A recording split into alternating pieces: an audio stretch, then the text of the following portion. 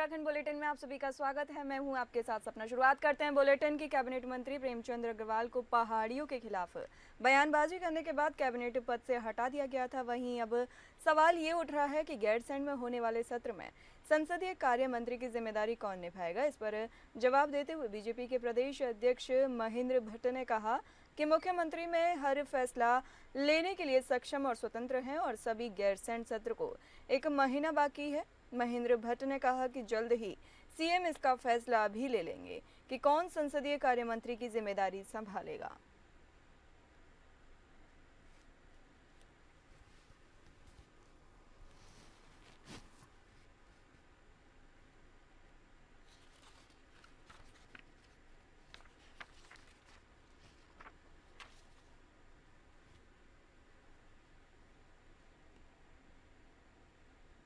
मुख्यमंत्री पुष्कर सिंह धामी के निर्देश पर जनपद उत्तरकाशी एवं देहरादून के सेब उत्पादक किसानों को उत्तराखंड के सेब की विशिष्ट पहचान दिलाने और सेब की बेहतर पैकेजिंग के लिए कार्टन का वितरण शुरू कर दिया गया है। कृषकों के सेब उत्पाद को उत्तराखंड ब्रांड के universal carton corrugated fibre board box में एप्पल ट्रे में विक्रय करते हुए उत्तराखंड में उत्पादित सेब को विशिष्ट पहचान दिलाने और कृषकों को उनके उत्पाद का अधिक मूल्य प्रदान करने के उद्देश्य से जनपद उत्तरकाशी के कृषकों की 3.85 लाख यूनिवर्सल कार्टन की मांग तथा जनपद देहरादून के कृषकों की 75 लाख यूनिवर्सल कार्टन की मांग सूचीबद्ध फर्मों कंपनियों को उपलब्ध कराते हुए उद्यान सचल दल केंद्रों के माध्यम से कृषकों में वितरण का कार्य प्रारंभ किया गया है। प्रदेश के कृषकों सेब उत्पादक अब उद्यान एवं खाद्य प्रसंस्करण विभाग द्वारा संचालित राज्य सेक्टर के उत्तर फसल प्रबंधन योजना के अंतर्गत 50% राज्य सहायता पर यूनिवर्सल कार्टन प्राप्त कर अपने उत्पाद का अधिक मूल्य प्राप्त करेंगे और उत्तराखंड के सेब उत्पाद को विशिष्ट पहचान दिलाने में अपना अहम सहयोग प्रदान कर सकेंगे। कृषि मंत्री गणेश जोशी ने कहा कि सेब की पेटियों की कोई कमी नहीं है। पर्याप्त मात्रा में सेब की पेटियां उपलब्ध हैं जिनको किसानों तक पहुंचाया जा सकता है। एक समाचार पत्र में छपा था क्योंकि वहां से 4 लाख पेटियों की डिमांड थी। 3 लाख पेटियां पहुंच चुकी हैं क्योंकि कर्मचारी अधिकारियों की ड्यूटी चुनाव प्रक्रिया में लगी थी, लेकिन उसका संज्ञान लेते हुए तुरंत वहां पर पेटियां बट रही हैं और कहीं भी कोई पेटी की समस्या नहीं है। सर, पैदावार कैसी है सेबों की? त्रिस्तरीय पंचायत निर्वाचन 2025 को सुव्यवस्थित ढंग से संपन्न कराने के उद्देश्य से अगस्त्यमुनि स्थित क्रीड़ा हॉल में द्वितीय चरण का प्रशिक्षण आयोजित किया गया, जिसमें जिला निर्वाचन अधिकारी प्रतीक जैन स्वयं मौजूद होकर व्यवस्थाओं का निरीक्षण कर रहे थे। इस प्रशिक्षण सत्र में कुल 684 मतदान कार्मिकों को 2 शिफ्टों में निर्वाचन की विभिन्न प्रक्रियाओं की जानकारी दी गई। इस दौरान मास्टर ट्रेनर लोकेंद्र बिष्ट एवं सहायक मास्टर ट्रेनर मनोज बिष्ट द्वारा मतपेटी संचालन, मतदाता पर्ची प्रबंधन, टेंडर वोट अभिकर्ता नियुक्ति, मतदान प्रक्रिया, पोलिंग बूथ की व्यवस्था सहित अन्य महत्वपूर्ण पहलुओं पर विस्तृत जानकारी दी गई। प्रशिक्षण के दौरान मौजूद कार्मिकों के सवालों का समाधान किया गया। जिलाधिकारी प्रतीक जैन ने प्रशिक्षण में शामिल सभी अधिकारियों को संबोधित करते हुए कहा कि निर्वाचन कार्य अत्यंत जिम्मेदारी भरा है, जिसे गंभीरता, पारदर्शिता और ईमानदारी से संपन्न करना आवश्यक है।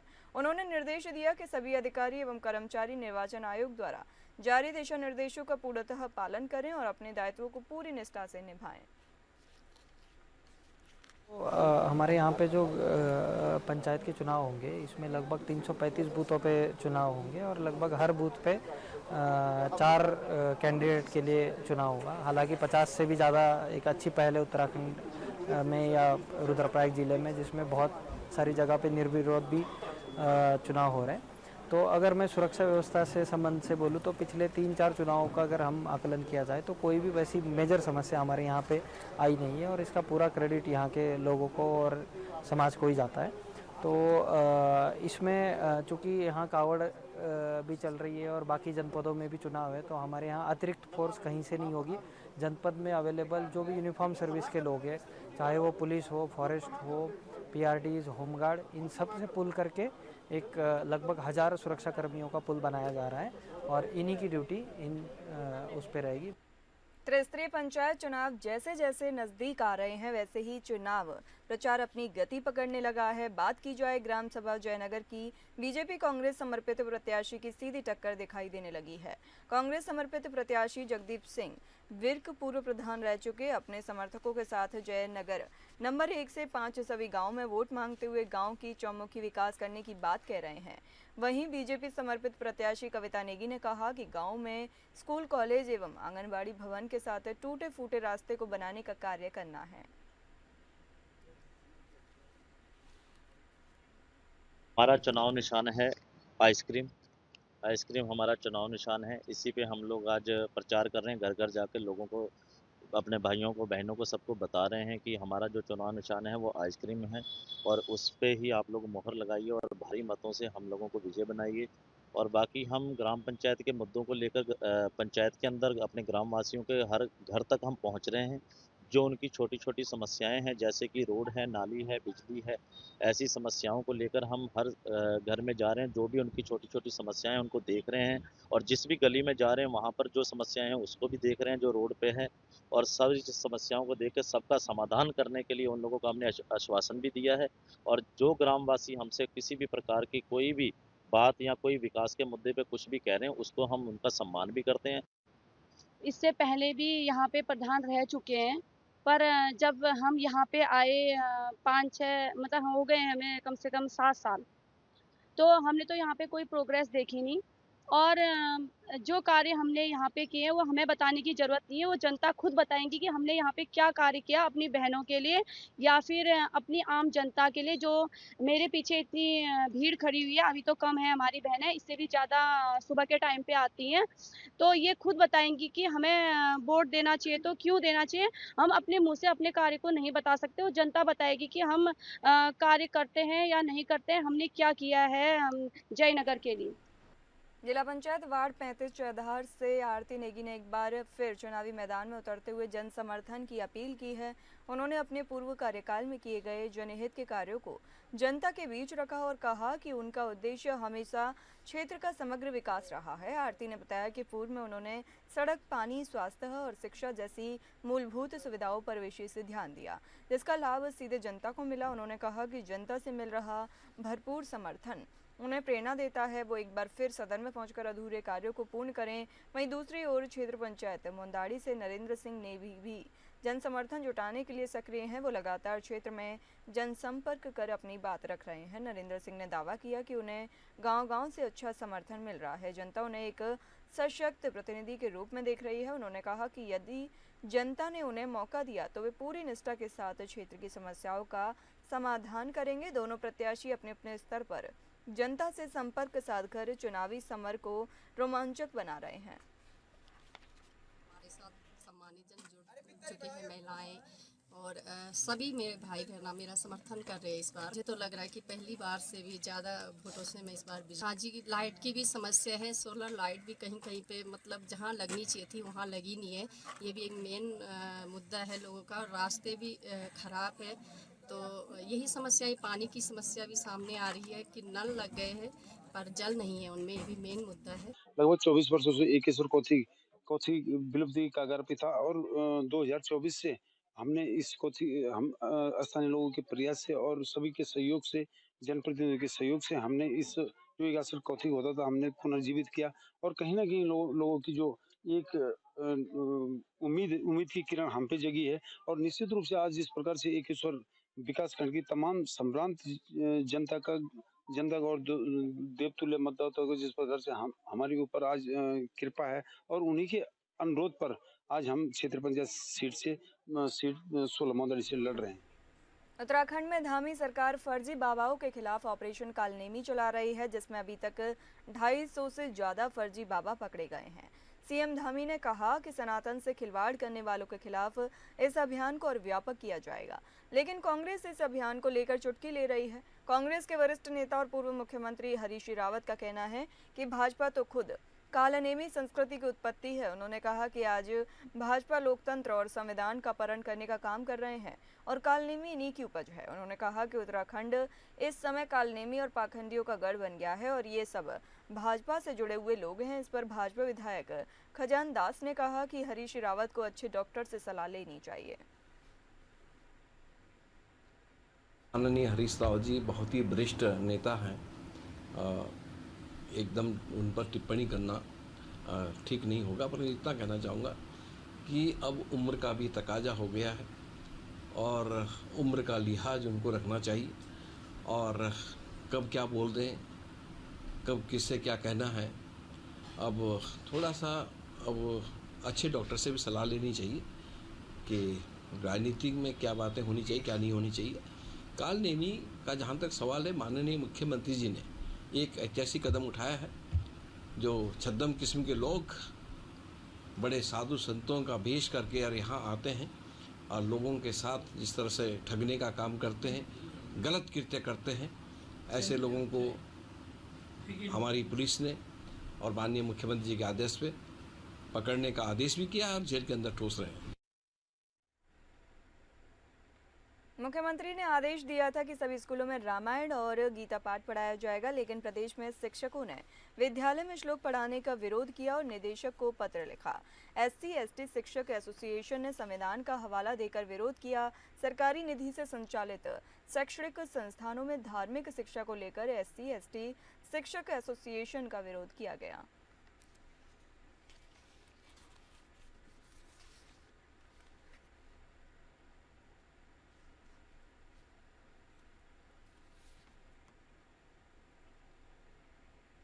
धामी सरकार के स्कूलों में गीता के श्लोकों को बच्चों को सुनने और उसका अर्थ बताए जाने के फैसले का संतों ने स्वागत किया है। संतों की सर्वोच्च संस्था अखिल भारतीय अखाड़ा परिषद ने इस फैसले पर खुशी जाहिर की है। अखाड़ा परिषद के अध्यक्ष श्री महंत रविंद्रपुरी ने कहा कि आज के समय में गीता जीवन का सार है और धामी सरकार का ये फैसला बहुत ही अच्छा है, क्योंकि इससे बच्चों में जीवन जीने के योग सीखने के साथ साथ क्राइम से भी बच्चा दूर होगा।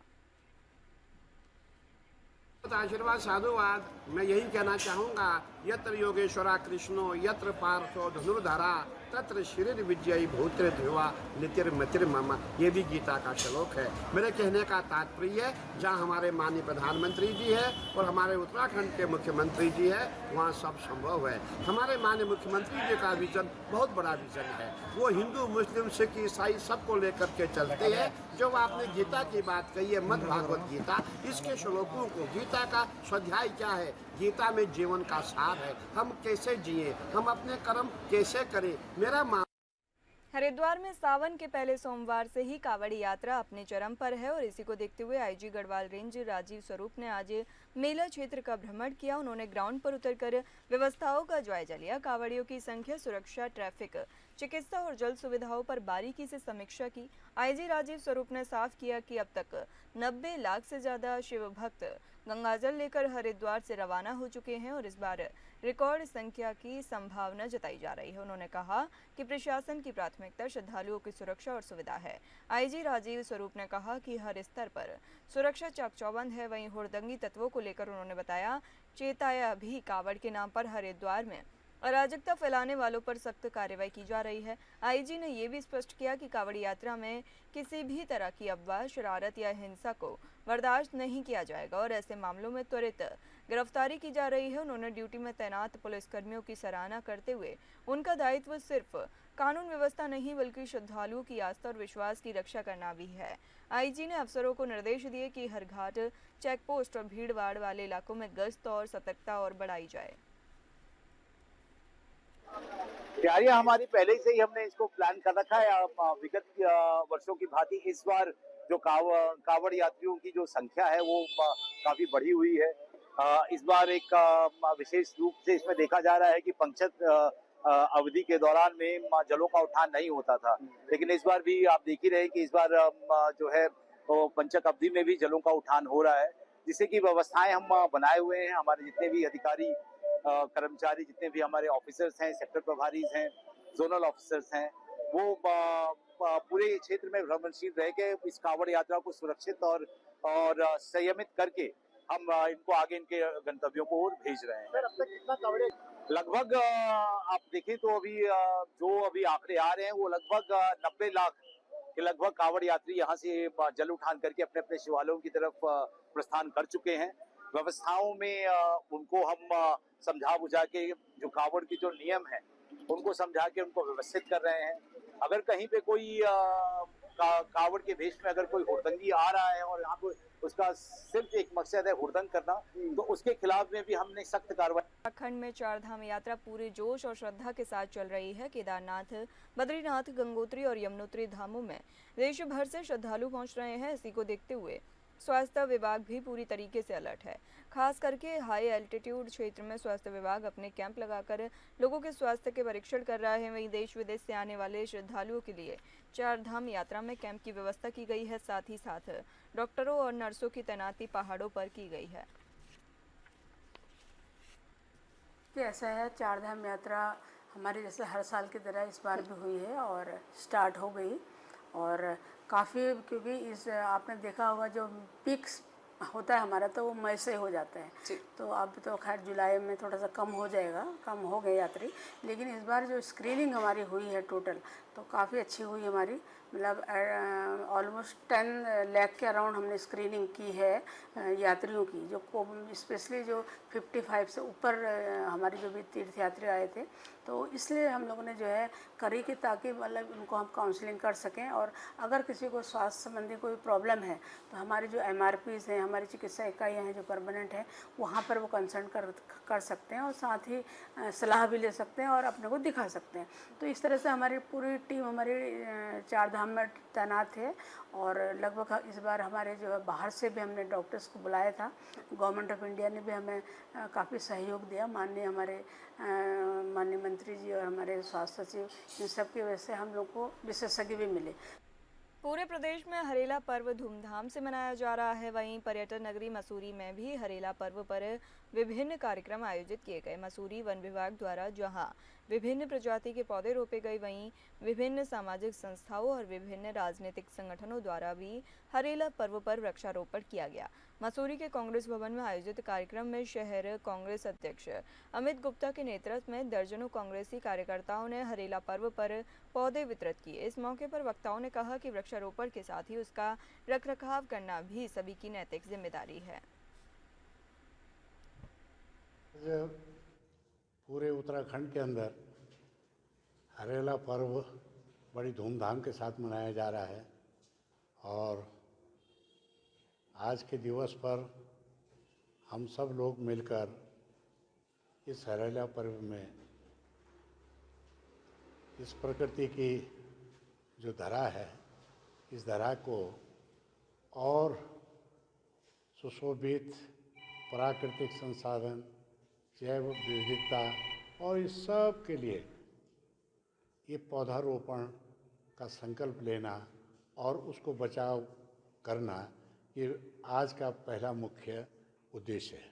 सरकार भी जो है बहुत लंबे ऐलान कर रही है, कई लाख पेड़ों को आज लगाना है, लेकिन हमारा ये मानना है कि वो कई लाख पेड़ अवश्य लगाएं। प्रदेश भर में मनाया जाने वाला हरेला पर्व के अवसर पर घनसाली में क्षेत्रीय विधायक शक्तिलाल शाह की अध्यक्षता में सामूहिक रूप से मनाया गया। नगर पंचायत घनसाली के भिलंगना रेंज स्थित भैंसवाड़ पुल के पास सभी विभागों के सहयोग से हरेला मनाया गया। इस वर्ष आओ हरेला मनाएं, धरती माँ का ऋण चुकाएं की थीम पर कार्यक्रम आयोजन किया गया। कार्यक्रम की अध्यक्षता पर कर रहे विधायक शक्तिलाल शाह ने क्षेत्रवासियों को हरेला पर्व की बधाई देते हुए कहा कि सभी लोगों को अपने एक लक्ष्य के साथ एक वृक्ष अवश्य लगाना चाहिए और उस वृक्ष की देखभाल भी करनी चाहिए। आने वाले दिनों में इसके परिणाम बहुत ही अच्छे होंगे। उन्होंने कहा कि मैं खुद इस बार 3 वृक्ष लगा चुका हूं। वहीं भिलंगना वन क्षेत्राधिकारी आशीष नोटियाल ने बताया कि सभी समाज सेवियों के साथ मिलकर हरेला पर्व मनाया जाएगा।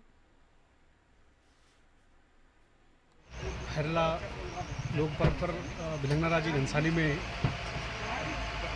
हमने जो यहाँ के समाज सेवी हैं उनके साथ में मिलकर हरेला पर्व मनाया है। और यहाँ पर वैसे तो पूरी रेंज में लगभग 600-700 लगभग 650 के करीबन हमने पौधे लगवाई हैं, लेकिन व्यक्तिगत हमारा इसी स्थान पर जो हरेला वन विकसित किया गया है, इसमें हमने आज 200 विभिन्न प्रजाति की पौधे लगाई हैं। और जो इस वर्ष हरेला की जो थीम है, आओ हरेला मनाएं, धरती माँ का ऋण चुकाएं और एक पेड़ माँ के नाम आधारित थीम पर हमने इस कार्यक्रम को आज संपादित किया। उत्तराखंड में हरेला का पर्व धूमधाम से मनाया गया। इस मौके पर बात करते हैं ऐसे शख्स की जो न केवल इस त्योहार की आत्मा को साल भर जीवित रखते हैं बल्कि पर्यावरण संरक्षण को भी अपनी जीवन शैली बना चुके हैं।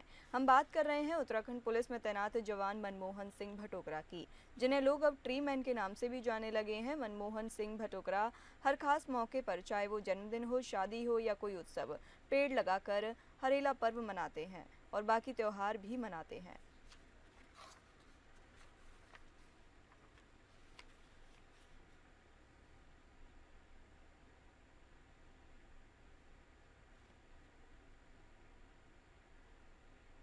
रुड़की कोतवाली क्षेत्र में रविदास घाट के पास दिल्ली निवासी नेहाल पुत्र पिंटू सिंह नाम का एक कावड़िया गंग नहर में नहाते समय अचानक ही डूबने लगा।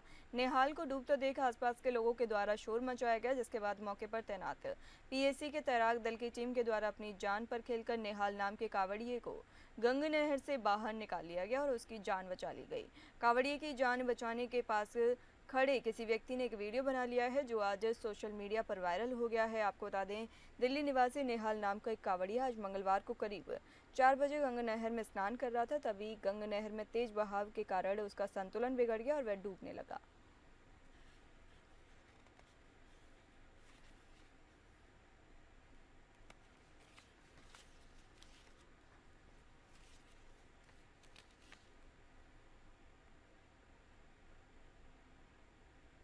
श्रावण मास के पावन अवसर पर केदारनाथ धाम में विशेष पूजा अर्चना की गई। इस अवसर पर भगवान शिव के दरबार में श्रद्धालुओं की भारी भीड़ उमड़ी, जहां वैदिक मंत्रोच्चारण के साथ महाभिषेक और रुद्राभिषेक अनुष्ठान संपन्न हुए। श्रद्धालुओं ने शिवलिंग पर जल, बेलपत्र और दूध अर्पित कर आशीर्वाद प्राप्त किया।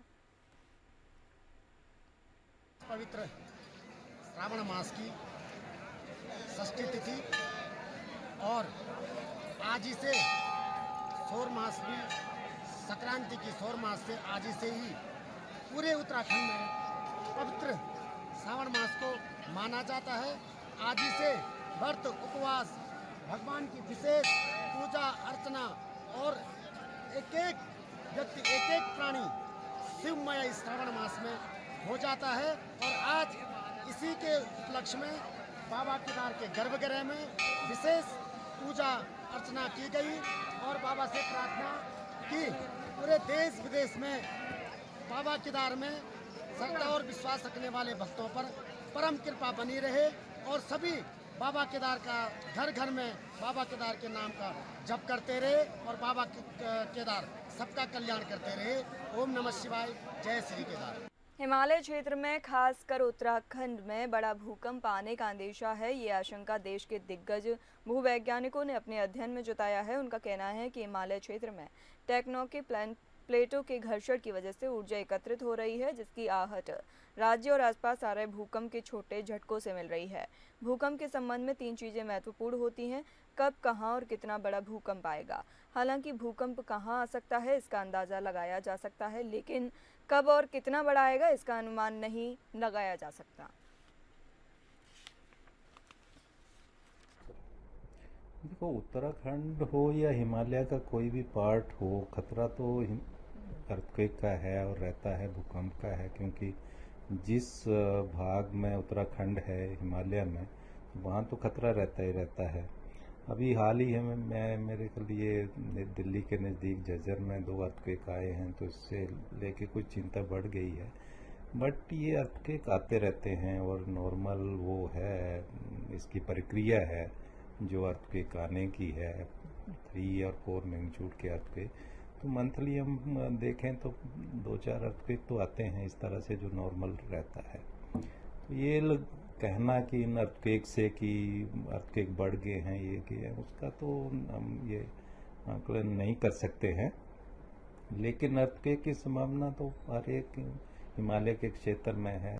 विकासनगर में तेज रफ्तार का कहर देखने को मिला। बता दें, विकासनगर के धूलकोट जंगल से माता मंदिर से पहले एक कार ड्राइवर को ओवरटेक करना महंगा पड़ गया। सहसपुर से देहरादून जा रही दिल्ली नंबर की गाड़ी ओवरटेक करते समय नियंत्रण खो बैठी और सड़क से उतरकर गाड़ी नीचे जंगल में पलट गई। गाड़ी की स्पीड इतनी ज्यादा थी कि गाड़ी ने कई पलटे खाए। गाड़ी में सवार कुल 2 लोग सवार थे। दोनों बच्चों ने ग्राफिक एरा यूनिवर्सिटी की शर्ट भी पहनी हुई थी।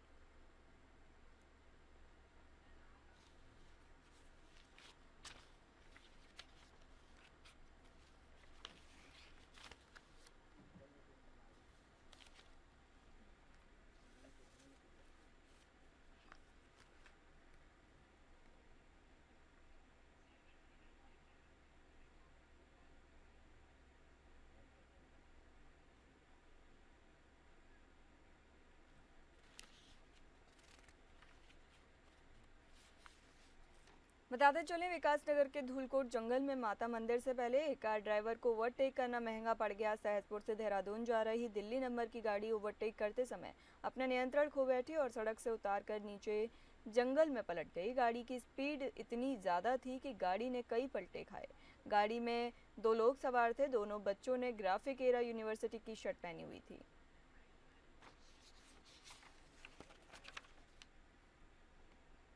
फिलहाल इस बुलेटिन में इतना ही। नमस्कार।